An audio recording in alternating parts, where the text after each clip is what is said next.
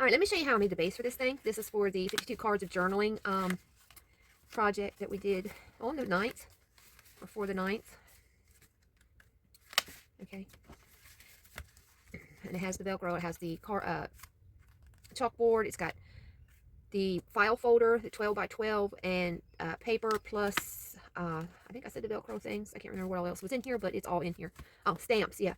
I don't think the camera's picking them up too well. There's one here. And then in my book, I did a couple of gold, like right here and right here. So, everything is taken care of. Now, let me show you how I made that base. It's kind of tricky. And what I did first, definitely use one that's got the tab in the middle, okay? And then I looked at this to see where it goes from being angled to straight, and that's the measurement. There, well, that's the point that I used. There really didn't really measure anything, okay? And on here, if you line it up, okay, you see where the 11 is?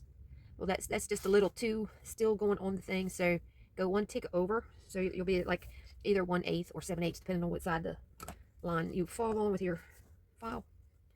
And that's where I did my first score line. And then I did the same thing over here. I line it up. And what I mean I'm lining up this line and this down here. Okay. Let's see. Looks like we could use this quarter on this side. Okay, doesn't have to be absolute perfect, but very close works, just like these are. If you need to, open your file folder, okay, and mark, score it again. Let me flip it inside out here. Let's do this side first, might be easier. Okay, remember the 11 was too much up on the thing, so we went 1 tick over. And then this one lined up there, and we went about on the quarter. No, we can go 1/4 over right here.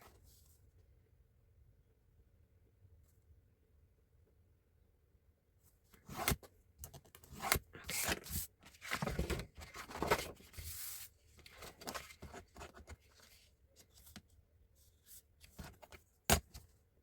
And I'm just lining it up with the line that's already there. And the same thing, I'll wiggle it a little bit this way.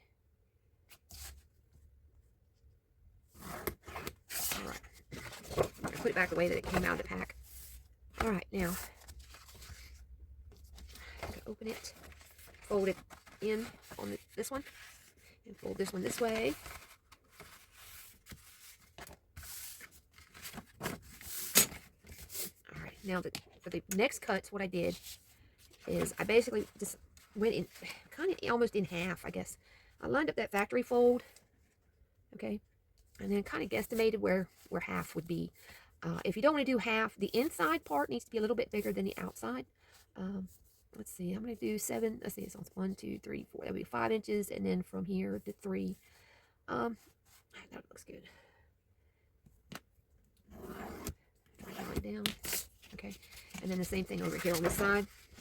Again, go from the factory fold, and I'm going to go ahead and just line that up on my 7 because that's just where things are falling for me right now. Okay, come out to the 12, which is how many ever inches? I don't forgot already.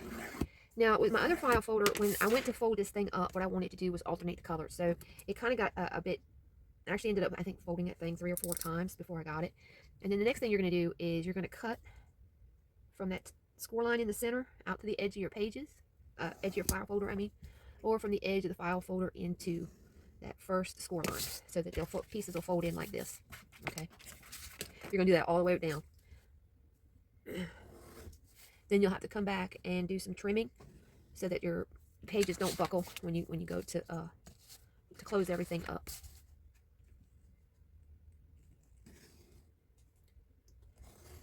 Okay.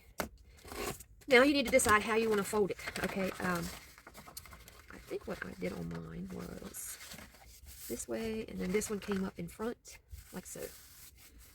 All right. So you'll have the small front section. I'm going to have to, like I said, I'm going to have to trim these so that they're not banging into each other. This one's folded this way too. Bottom up and then the top down. And then this section here, okay, looking up, it gets folded in like this.